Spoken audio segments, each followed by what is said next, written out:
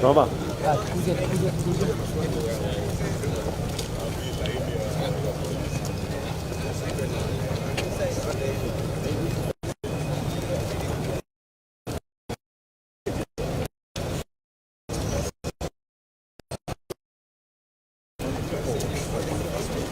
Aqui.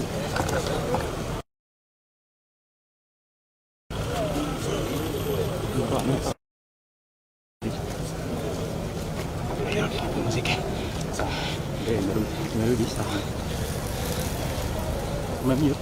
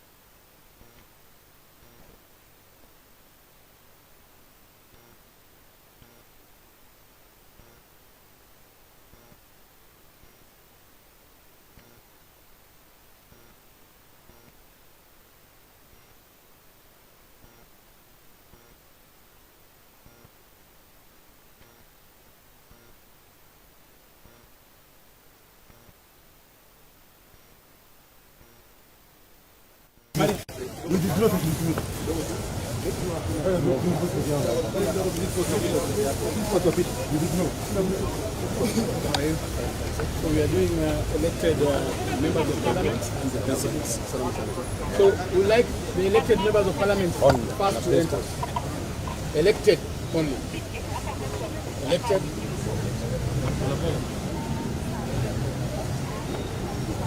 Wacha tuende kama hivi, wacha tuende. Hatuwezi kurudia PS. Wacha tuende tumuone. Tuende kwa ofisi. It's okay. Wacha tuende. Tuko na appointment. Kama wako wewe hatuwezi semea kwa nini ofisi ya serikali tunazaje semea kwa gesi? How do you meet at the gate? Wala tuingie kwa ofisi yenyewe. Dakika kidogo tu.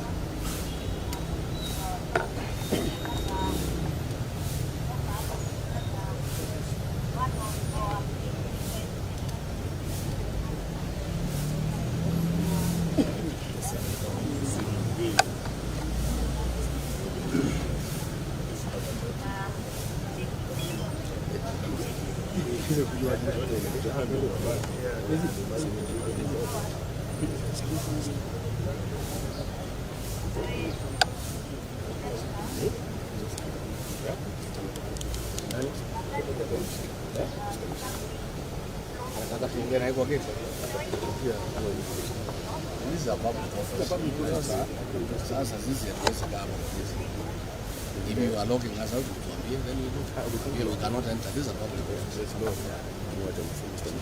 is a public office. Because you want to see whoever is there. Yeah. Are the deputies there?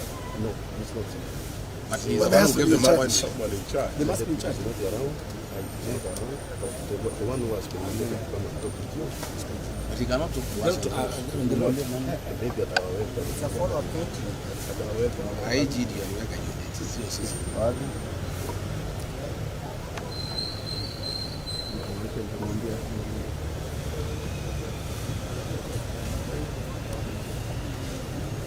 Madam, harakisha kidogo, mwambie harakisha.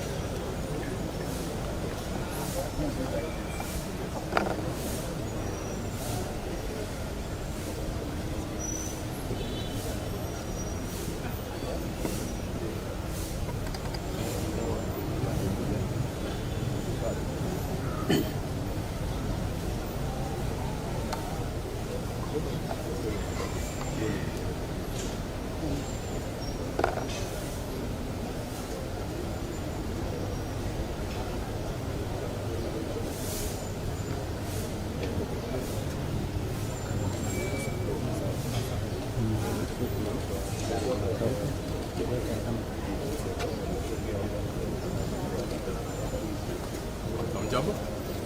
Yes, sir. Let's have the leadership. Yes, sir. Can see sanitizing. Just like the way we are. Then we go. So, honorable members, elections. Yeah, about 5 of you. Okay, it's okay. You know them, Senator? 5. Yeah. Go on.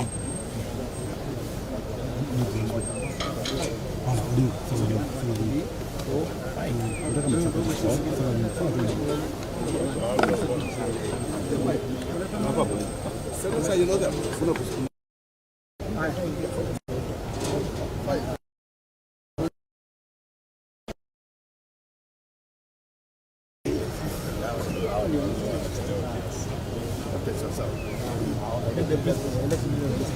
Principals, kind 53. Hatuna mahali security tungoja tu pale. Hatuna mahali ya kuketi ndani. But space ni kidogo.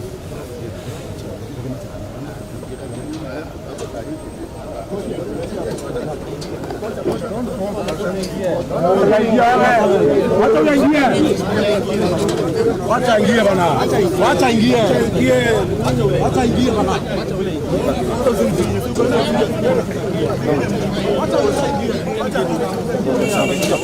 Hawana nguvu. Hawana. Walikuwa kazi yao ya chakula. Wanaikuwa pesa kulikia kazi. Hawana kusikiza kazi. Hawana kwa chakula za kaja hawa. Hawachungi kazi. Kwa mbona hawachungi. Haya.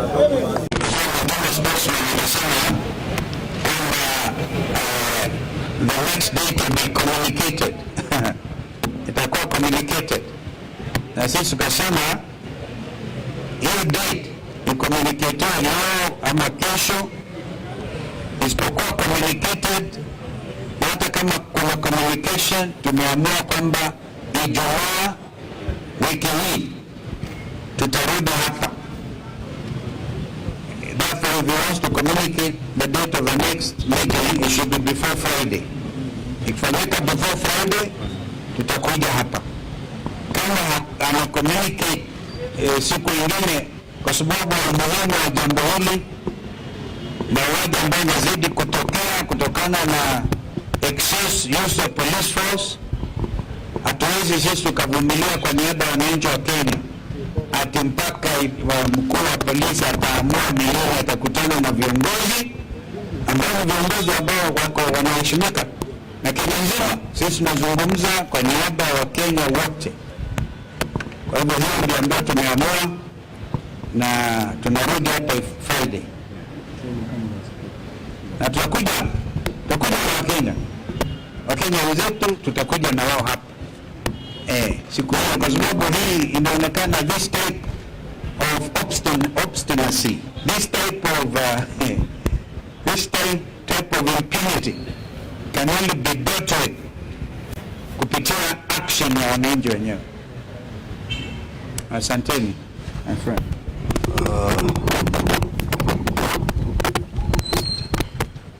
Kila ndugu Kalonzo Musyoka ameongea Kiswahili sanifu sana. Niruhusu niongee kwa Kimombo sababu the matter we are following up is a matter of human rights abuse, violation of civil liberties by the Kenya police, and as you know, matters of human rights are really international matters, so we would like this to be picked not just from the local point, but also from the international level. We were here on 30th of last month, and we were 7 party leaders representing other party leaders in the one-term movement. And we engaged the IG with the 2 DIGs and the entire leadership of our police on grave matters of violation of civil liberties, where the police are getting into unholy lands with guns. And what we have in place is a new phenomenon that's threatening our democracy and our national security, that instead of having a government that is accountable to the people, that respects human rights, we have a government where goons and government officers work hand in hand. There are instances where there are clear violation of human rights, particularly targeting His Excellency Rigathi Gachagua, the second Deputy President, and we had over 22 different incidences where the police and goons had attacked him and attacked all of us who were with him in various locations across the country. And the IG undertook that by today, the 16th, when we return here, he'll have a full report on action taken and remedial measures put in place to address the serious concerns that the entire leadership of the opposition had raised. We are here today, and the IG is not here. Not even DIG Langat is here. Not even DIG Masemani is here. They're not taken up. We believe this is because of orders from above, where they have been told not to engage us. But this is an issue of accountability, so we are not going to relent. We have said we'll be back here again on Friday, and when we come, we expect none other than IG Kanja himself to be here to address the concerns we have raised. If he does not appear, we will still keep coming here every week until we hold accountable all those officers who have perpetrated this gross violation of human rights. Of greater concern is that since we are here, the police have continued doing what they said they would not do. IG Kanja himself undertook before all of us that he will make sure that the police remain apolitical, that the police will not be used with guns to disrupt meetings of the opposition or to injure any Kenyans. We know that soon after we left, the second Deputy President, who is also the DCP party leader, went to Nyandarua. And as he was crossing into Naivasha to hold a rally at a place called Kinamba, again the police were used to erect roadblocks to block him from crossing from Nyandarua County into Nakuru County under the orders of you know who. Yesterday,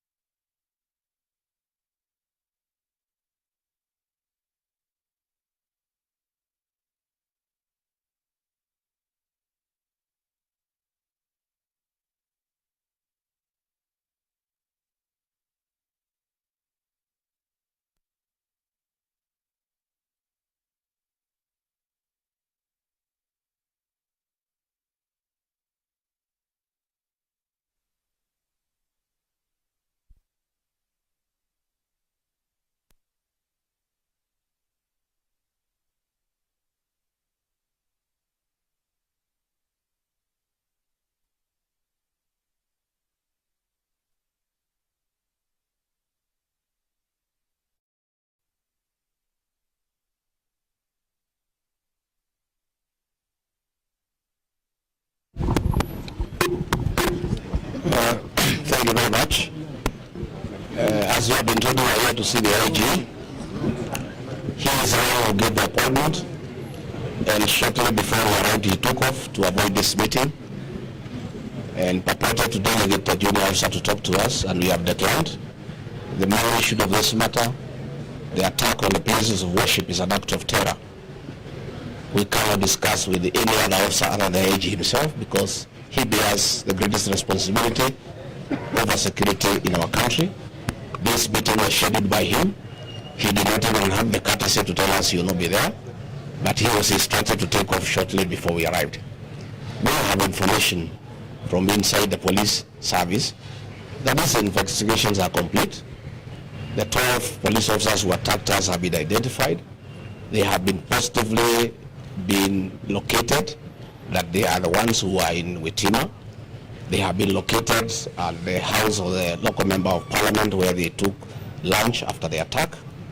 We also have information that the police actually want to prosecute these people, but William Ruto and Kipchumba Murkomen are insisting on a cover-up that these people should not face the law.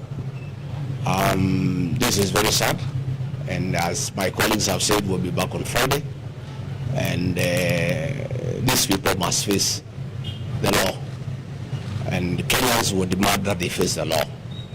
This is just the beginning now of pressure from the Kenyan people, because if you allow this impunity ahead of the general elections next year, there could be anarchy in this country.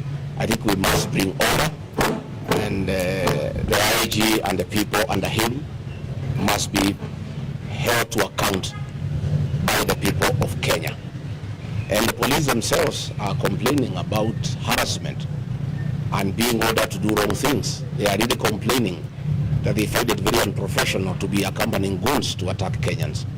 They find it very unprofessional that they are being forced to attack civilians in meetings when they have not been provoked, as happened yesterday in Kengela. In Nakuru, the police are telling us they were not given instructions to put a roadblock to stop us from going to Nakuru by the IG or the two deputy IGs.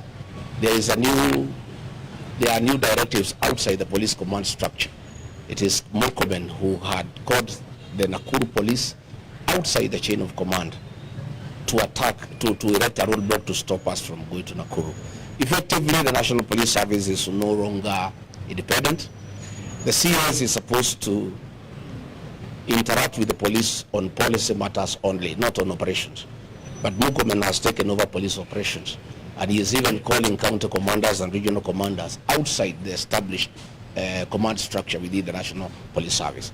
When a roadblock was elected in Naivasha, the police headquarters here was not even aware. It has only come now to the fore that it is a CS Interior who is giving instructions directly to the police.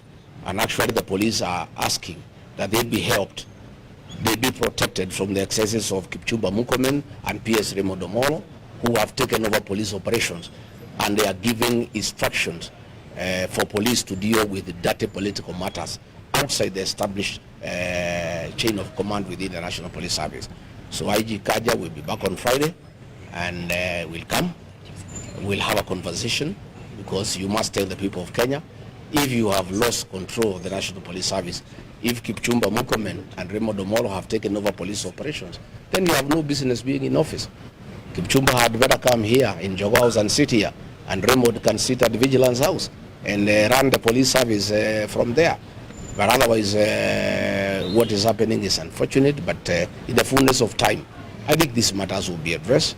The people of Kenya cannot be intimidated. The people of Kenya have a right, constitutional right, to assemble, to associate, to choose whatever political formation they want, and it cannot be the police who are charged with the responsibility of maintaining law and order are the ones that are breaking the law.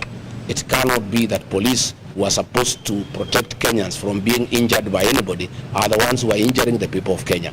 It cannot be that guns and ammunition meant to protect the people, bought by the taxpayers' money, the same guns and ammunition are being used against the people of Kenya, who are unarmed, who are civilians, and in very unprovoked circumstances. So thank you very much, Asante. Perhaps I could add, let me add one thing. You recall that a letter was issued on behalf of all of us in the United Alternative Government by our sister mother Karua, on our behalf. And it does, basically, if you look at the wording of that letter, it makes reference to the fact that we shall escalate this matter beyond our borders, because as Mheshimiwa Eugene said, these are matters to do with human rights, and human rights are universal. The International Criminal Court is still in place, and the persons bearing the highest responsibility are the people who are addressed in that letter. So we're not joking. It's not a matter that William Ruto can sit pretty and pretend to brush or sweep under the table. It cannot go away. There's no way that the killings will continue in this country since the Gen Z revolution. That is the basic issue. We're combining all of that from 2023, 2024, and what is happening, including what happened yesterday in Kitengela. We're escalating it. Thank you. One question. Yeah, what question? My name is Seth Onale from Student TV. This is in regards to the United Opposition agenda, in regards to integrated release for picking the flag bearer. No. That one allows not to deal with that now. Tafadhali. This is a critical matter.